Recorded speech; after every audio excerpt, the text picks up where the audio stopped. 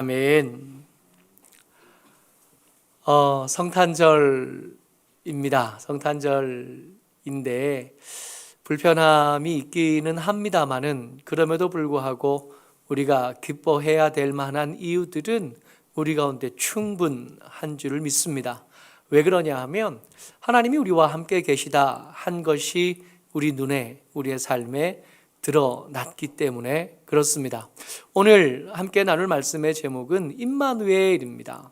임마누엘인데 이 임마누엘의 뜻이 하나님께서 우리에게 주신 말씀 중에 읽으면서 우리가 너무 잘 아는 거죠. 마태복음 1장 23절에 보면 임마누엘 이것을 번역한즉 하나님이 우리와 함께 계시다 함이라 그랬던 거예요. 예수님이 태어나시면서 이 아이가 태어날 건데 이 아이의 이름은 임마누엘이야. 무슨 뜻이냐 하면 내가 너희와 함께함. 그러니까 좀 슬픈 일이 있고 좀 억울한 일이 있고 좀 답답함이 있고 여전히 우리의 삶 속에 간절한 기도 제목이 아직도 여전까지 기도 제목이기는 하지만 그럼에도 불구하고 기뻐할 만한 이유는 충분하다 하는데 아멘 할 수밖에 없는 겁니다. 오늘 같이 좀 나누고 싶은 것이 같이 살면 닮는다예요. 할머니 할아버지 사진 제가 한 장 가지고 왔어요. 익살스러운 이 두 분의 모습입니다. 오래 산 부부이신데 오래 살아왔어요. 오래 살아왔고 그렇게 살다 보니까 사진을 찍었는데 그 익살스러운 표정까지 닮아 있는 것을 보는 거죠. 어떤 심리학자가 이걸 가지고 연구를 해봤나요? 참 심리학자들 별것 가지고 다 연구를 한다 싶기는 한데 근데 그 연구 결과를 보니까 어떻게 해놨냐면 비슷한 감정을 공유하거나 다시 한번요. 비슷한 감정을 공유하거나 그리고 서로 간에 신뢰가 있을 때 사람들은 자기도 모르게 서로를 따라한대요. 다시 한번요. 이게 중요한데 비슷한 감정을 공유하거나 서로를 향한 신뢰가 있을 때 그 서로가 서로를 표정도 따라하고 몸짓도 따라한답니다.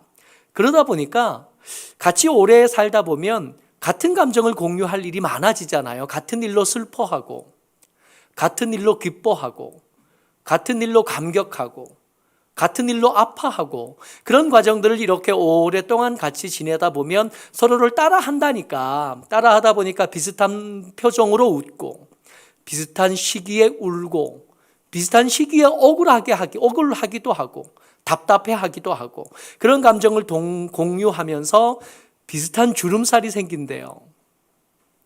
비슷한 표정을 따라하게 된대요.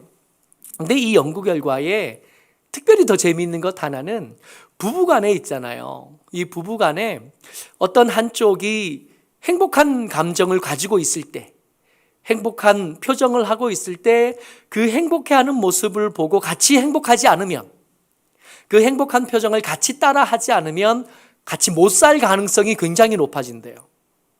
그러니까 이 사람이 행복해할 때 같이 기뻐해야 되지 이 사람이 행복해하는 모습을 보면서 아유 뭐 저런 걸 가지고 저렇게까지나 과격하게 뭐 저렇게까지나 오버해서 뭐 저렇게까지나 그러면 이 사람들은 같이 못 산대요.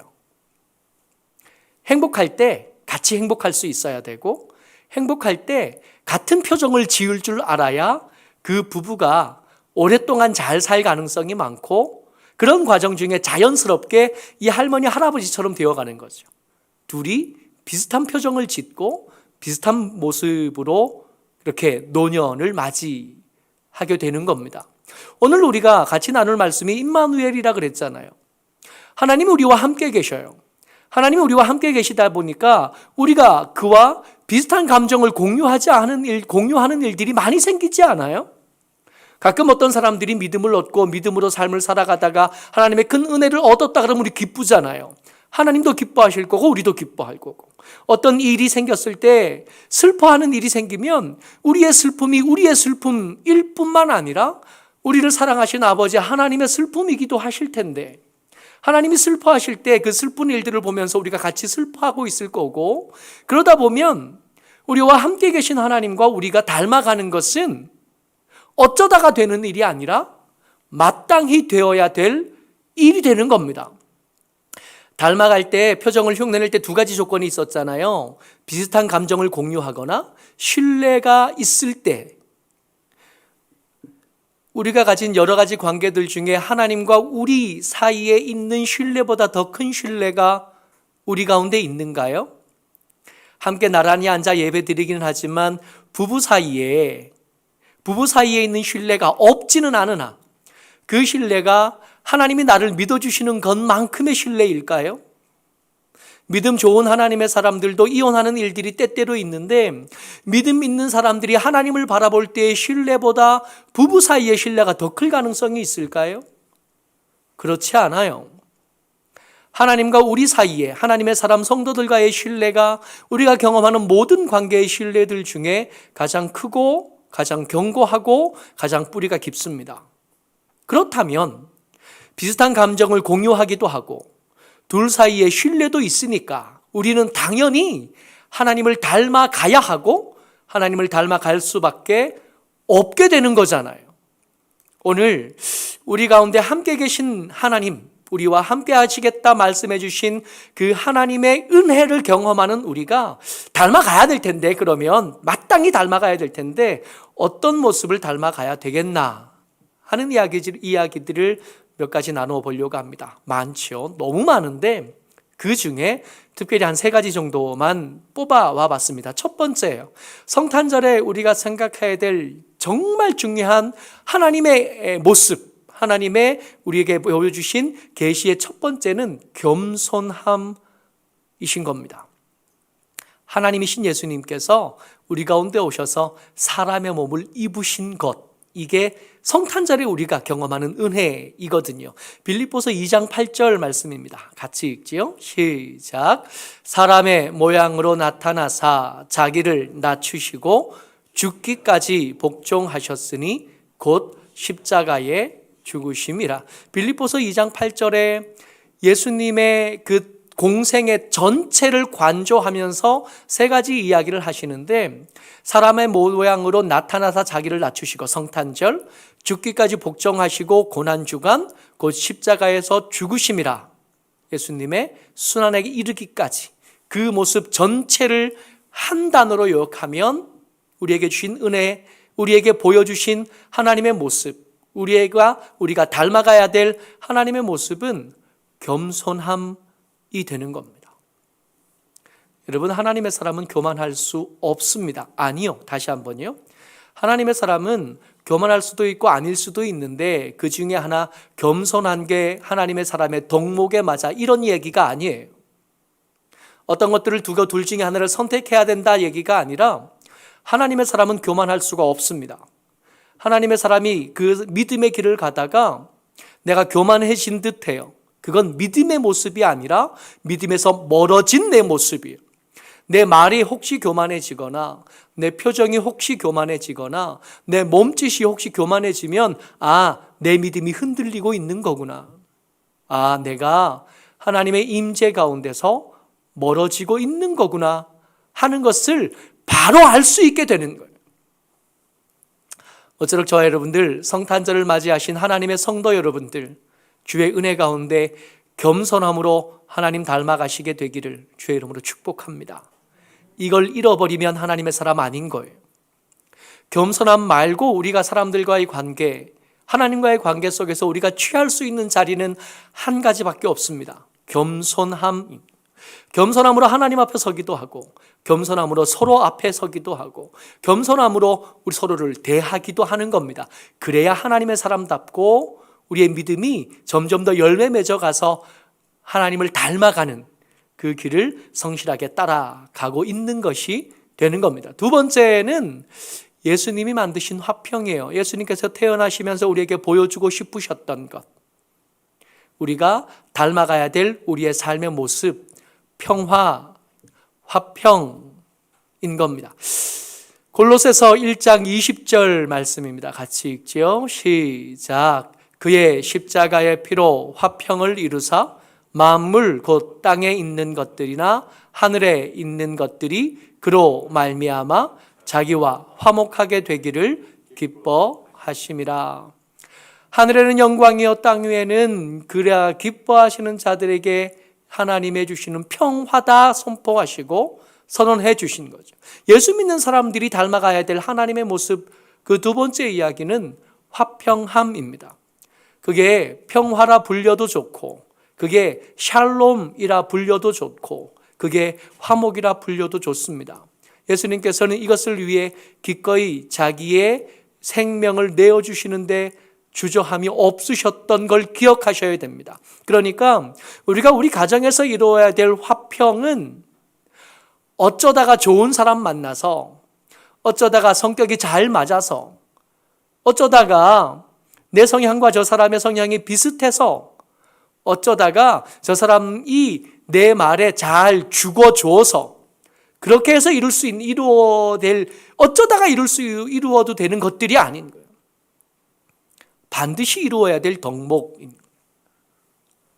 예수님은 우리에게 당신의 몸과 생명을 주셔서 화목을 이루셨고, 그 화목이 우리 가운데서 누려지기를 기대하신 거예요.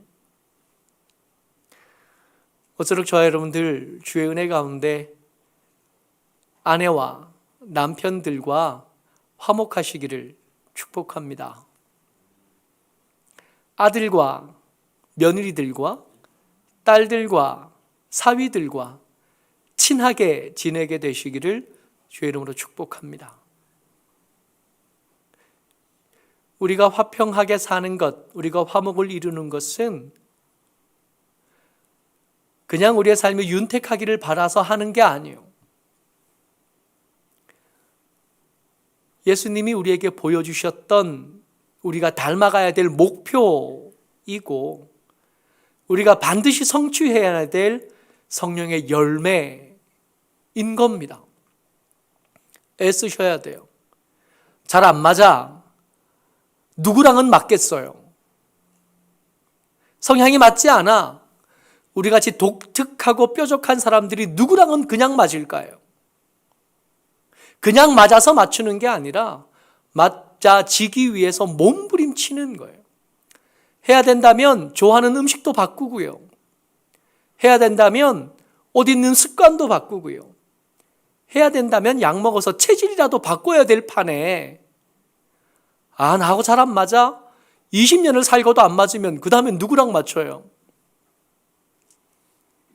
그 아이를 내 뱃속에 아파서 낳은 아들하고도 잘 못 맞추는데 누구랑 맞춰요?